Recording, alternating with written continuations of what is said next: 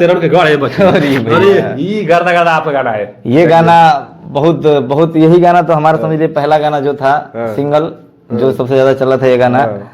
जिला भभुआ हसेरन के गढ़े बबी, अन्ना ठीक से नहीं तो बिगड़ जाई छवि।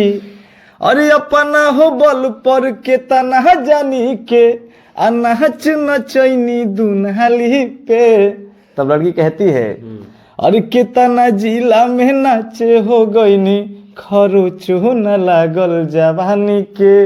अपना जिला के बुझेला बड़ा का, और ऐनी हिला के राजधानी के। ये भी सर जिला जब दहाड़ी तो हमारा जिला कहाँ पीछे काहे रही, पीछे रही? एकदम दहाड़ दे के बा। बिल्कुल एकदम। और हमनी के जिला तो ऐसे गूगल पे नंबर 1 पे आवेला।